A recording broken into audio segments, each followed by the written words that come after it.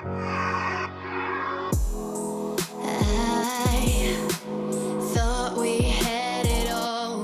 happening everyone, my name is Alex and welcome back to a new unboxing video.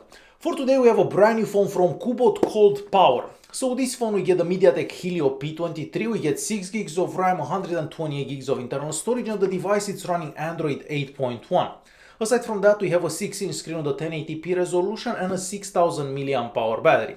So on paper it does sound quite good. I believe this phone costs around $270. And with that being said, let's get this box open and check out the phone. Alright, so we get a good looking box. On the front here we see the model name, which is Power, and on the back we can see the specifications. So basically everything that I said earlier. So let's go ahead and get this box opened.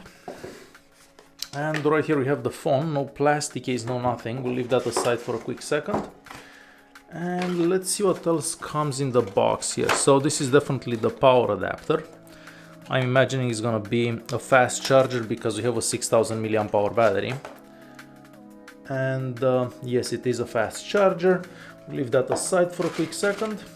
In here we probably have the cable. Let's see. So a USB-C cable, and it seems to be a regular sized USB-C cable, which is great. We'll leave that aside, and in here we probably have a case. Yeah. So we have the SIM card tray removal tool right here.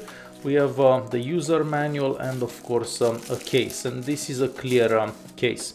But it's a good thing to have because otherwise it would be impossible to find one. So we'll leave that aside. We'll leave that aside as well. So the phone seems to be mostly made out of plastic. It is a bit heavy as well. On the front here we have a screen protector, which I'm gonna remove. Alright, so this is a 6-inch screen with a 1080p resolution and a 18:9 screen ratio. We also have a front-facing camera up top there.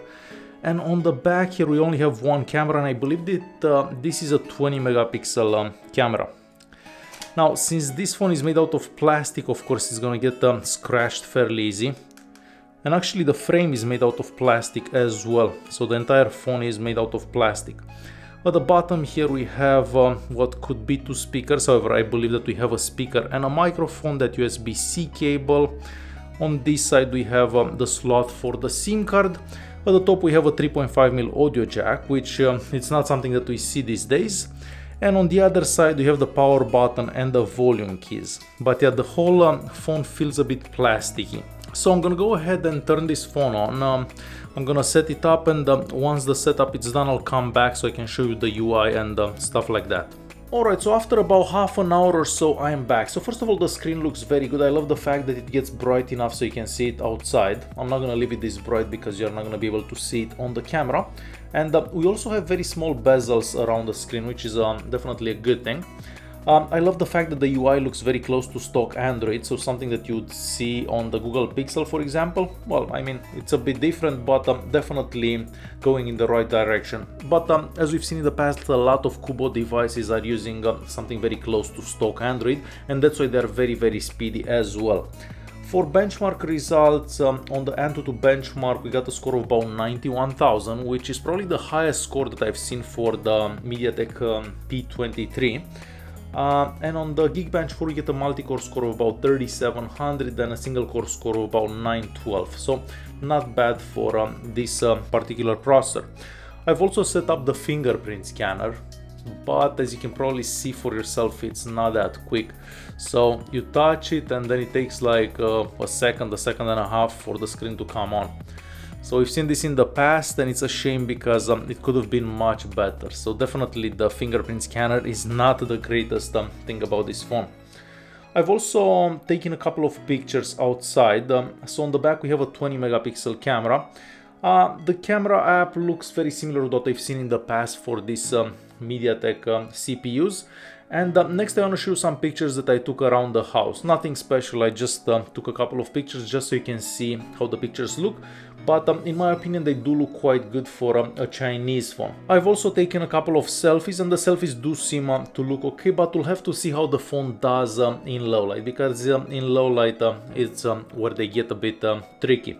So for the first impressions, the phone does look pretty good, but I wish it would have been made of some other type of material, because we get plastic all over, and when you're buying a phone that's almost $300, well, I was expecting something better, like metal or glass or something like that, because like this it feels like a toy phone, if you know what I mean. But other than that, the cameras seem decent, the benchmark results are also pretty good, and the phone seems to perform quite good as well. But again, I'm gonna have to try it out more. I'm gonna see how that 6000 milliamp hour battery does and so on. Alright guys, hopefully you enjoyed this video. If you did like it, don't forget to press that like button, don't forget to subscribe, and I'll see you in the next one. Thanks for watching.